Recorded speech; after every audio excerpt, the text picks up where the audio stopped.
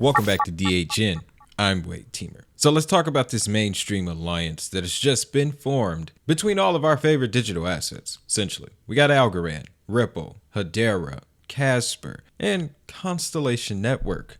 It's funny how that works, isn't it? But they just formed the Decentralized Recovery Alliance. Now, you're probably more interested in what that even means, and we're going to break that down in this video. And we're also going to talk about what the potential impact could be for all of these networks. Now, you may have heard the story before, but let's address it one more time for those that are new.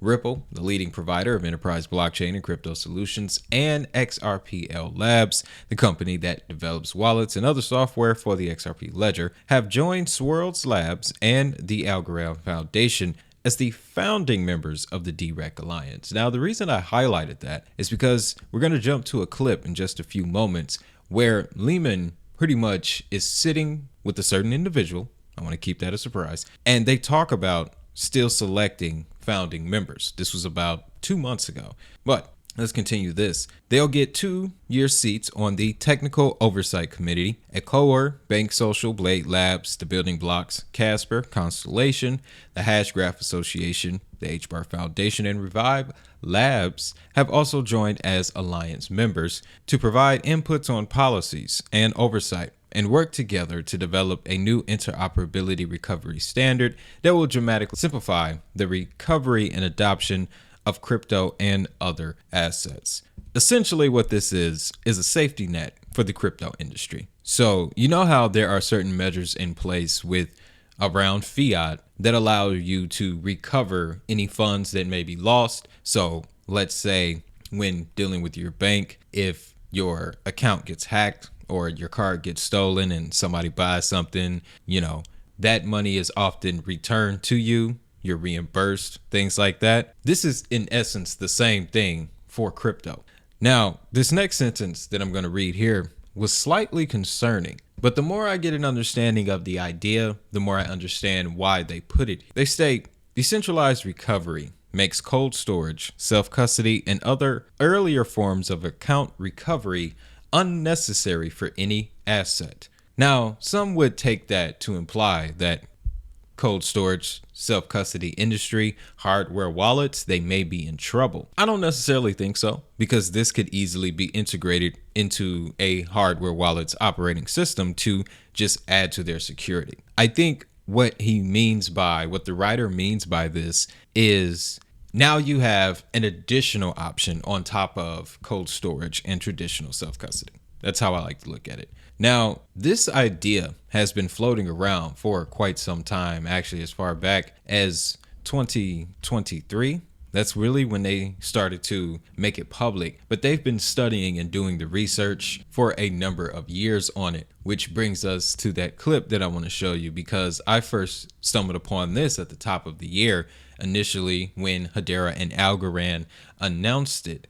On the technical end, the idea behind it is an enhanced version of social recovery. Now, some of you may remember a couple months back, I started working with this hardware wallet company called Rider One, and they introduced us all to the idea of social recovery.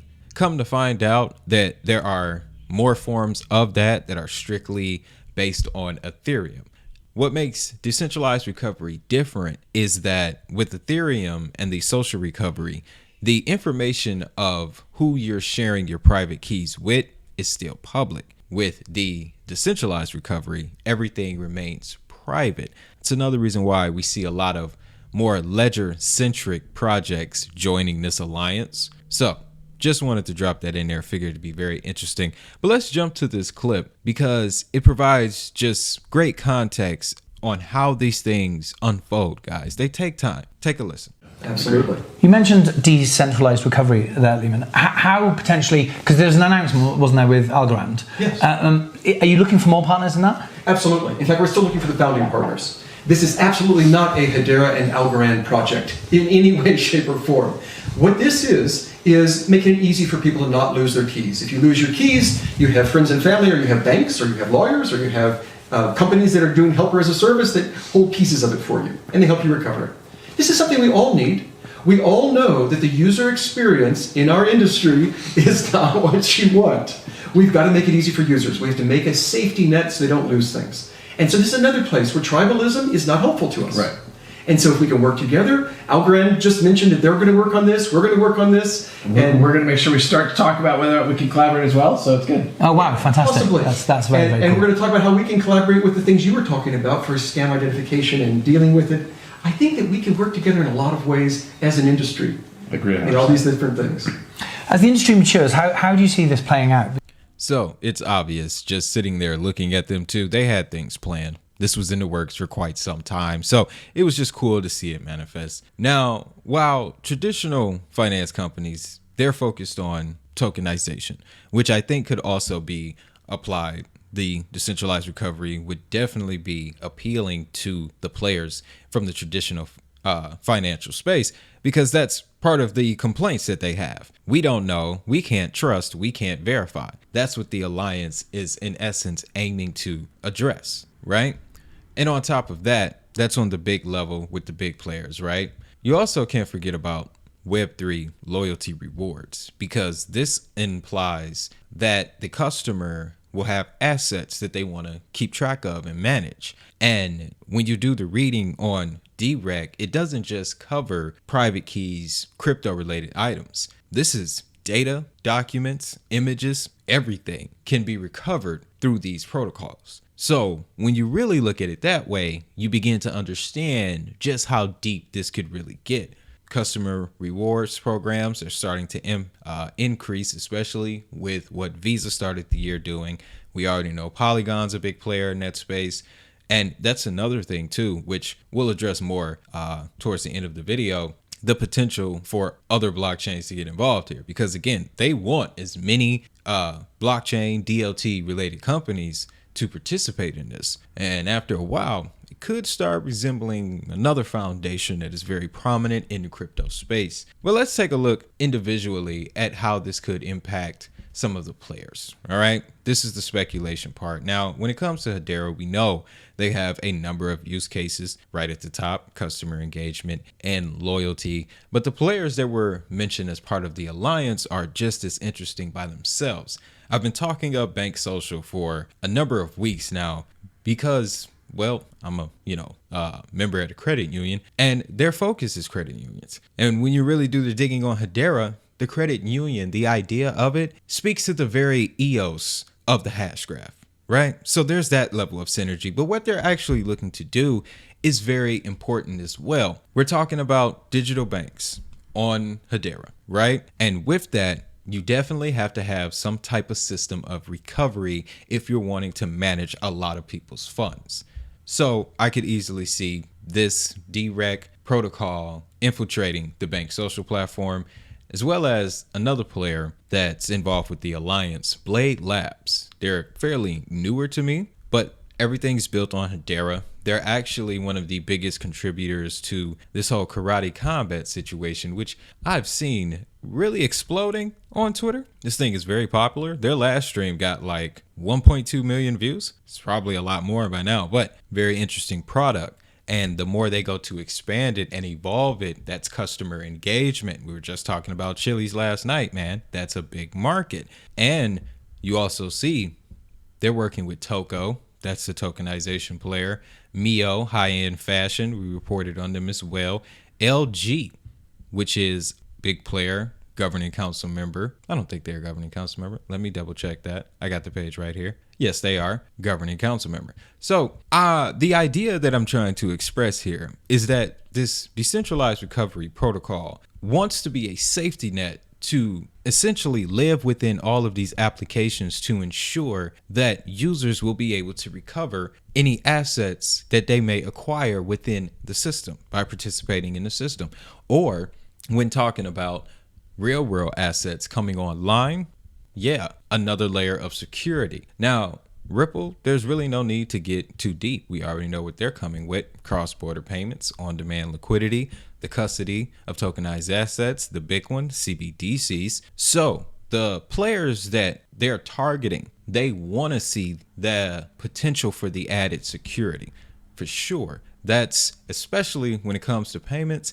That's been the biggest barrier thus far. So if you imagine it that way, again, you can see how massive this gets. And also, maybe the SEC will stop, just a little bit. They'll stop. They'll take a step back, because if they go to the SEC and they say, hey, we have a protocol that we're going to be integrating into our network in the coming weeks that's supporting this stablecoin that'll pretty much lock in, guarantee security the same way that it's guaranteed with the dollar to a certain extent. Hopefully that will lean in their favor, right? But we also have the XRP ledger mentioned as well. And remember, these two entities work together, but they are separate, guys. They do offer separate things, but the same idea applies here to the XRP ledger ecosystem. When you look at a lot of the players, there's a lot of Web3 going on with the XRP ledger, and I was shocked to find out. Now, I know I don't talk a lot about XRP on the channel, and that's mainly because it's oversaturated. All right, you just look at, do the YouTube search. You guys see what I'm talking about. But I still pay attention to what's going on, because I still believe that as an asset, it's functional. It works. It's gonna do the job. Once they get over all of the social and other hurdles related to it, then we can have a different discussion. But, for the channel, for the sake of the channel, strategically, there's no room for me. So, but it's not the case with other projects. For example, Algorand, which, here's another thing I want to point out to you guys. The rebranding of Algorand is too much for me to handle. They're Algorand Technologies now. And that's a very important distinction, because as we head towards the age of utility, these definitions are going to change. That's why I've started to follow a lot of these companies on LinkedIn, because they're defining themselves as software firms, IT companies, technology companies. That's a very important distinction. If you're investing for utility, I really want you to keep your eyes out on that. But again, same idea applies here. When it comes to Algorand, they're allowing people to launch their own permission chains. So if you lay over a layer of decentralized recovery and a major company comes along and wants to build a chain, and they want to ensure that nothing goes wrong, in the event of a hack, will I be okay? The members of this alliance can essentially provide that now. And that's how it gets so deep. Taking a look at some of the players on Algorand, guys, and it had been a minute since I looked at this webpage, but the numbers are increasing, and that's good to see. A couple of notable applications that just popped up right away was Lawfully. I know if I'm investing in fractionalized real estate, I want to make sure that, if I make a decent return, I'll be able to get it. Especially when you start out with a little bit of money, you're not necessarily sure that this platform is even going to work. Then you get some gains and you're like, okay, go get ready to withdraw. And then all of a sudden there's a problem, providing the marketing, letting people know up front that, hey, this is also integrated with decentralized recovery. So that's extra security. From a marketing standpoint, that's going to do numbers. So I could see that being applied to tokenized real estate. I could also see it being applied to tokenized gold. There's tokenized gold offerings across all of these chains. We won't get too deep into that. Another player, though, that's been added to this alliance, we've been talking about them recently, going to continue to talk about them, is the Constellation Network. Now, in our last video, we talked about the hardware. We talked about the door monitor. We didn't really get door miner, we didn't really get too deep into the projects and the partners themselves, but you can see here they got applications that span across the whole board: healthcare, live events, fan engagement. There it is again, modern audio format, Punchline. That's very interesting. I'm gonna have to look into that separately. Greenheart CBD, DeFi platform used for issuing loans to farmers who wish to switch from other crops to farming hemp for use in CBD production. Very interesting use case. The money coming into the marijuana industry right now is reaching the hundreds of billions.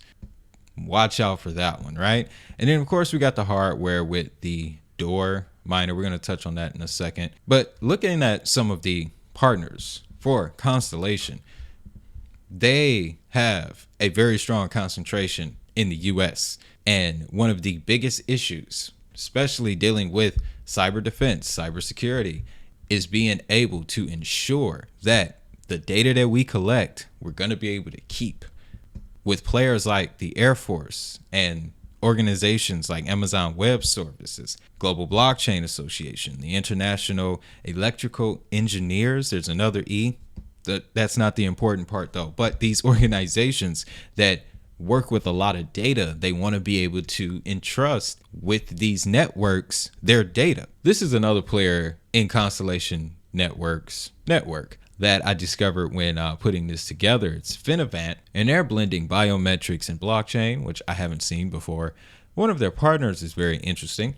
Had to check this out just to make sure to verify the connection, because you'll also see that too on these crypto websites. Just be careful for that. But they have an interesting player here, Tata Consultancy Services. Now, yes, of course, anybody can put a website together, paste a few logos on a page, but you're really pulling some strings here by putting a name that big on your website without verification, because Tata Consultancy, that's an arm of a company that is just as big, if not bigger, than Microsoft.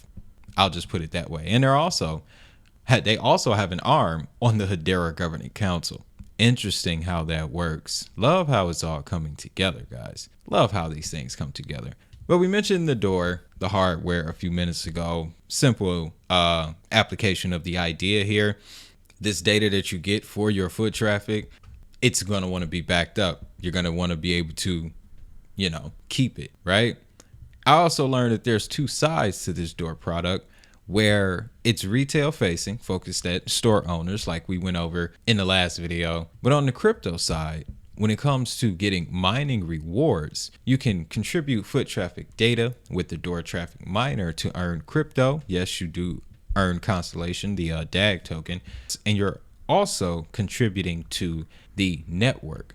You can see here it acts as a light node. This is how you end up receiving the DAG rewards, and you get them daily. So I really got to look into this thing, man. Look at the architecture here.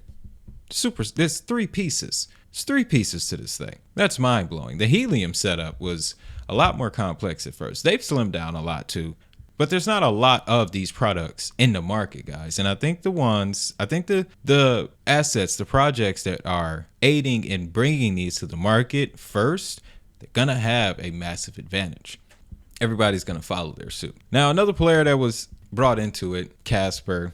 I like to call this one the young OG, the smallest of the bunch, the runt of the litter, if you will. But the same idea applies to the Casper ecosystem. They've got lots of players from lots of verticals, cloud storage, centralized exchanges, decentralized exchanges, gaming, enterprise players. Now they can go to them and tell them, hey, we got a protocol running that guarantees funds are safe, guarantees assets are safe. It's gonna go a long way. You won't see it instantly. And I'm saying that because, I'm just trying to be realistic about it. This is crypto. We can't guarantee how fast these things will move. But to give you an idea of what this could become, this alliance, there's a couple organizations. One is the Hyperledger Foundation. Hyperledger Foundation is someone I've kept my eyes on for a number of years. The idea behind them is they're promoting the advancement of ledger-based technology. So this includes your blockchains, your DLTs, etc. These companies have come together over the last few years, and they promote the adoption of these technologies and having relationships together. And you can see some of these names. Mind-blowing names here. Citibank, CBS, Dutch Telecom. Now you know why you see Dutch Telecom on everyone's website. Energy Web, Filecoin, a sleeper, but pay attention to them if they're associated in rooms like this. Hedera, of course, Input Output Hong Kong, R3, Ripple.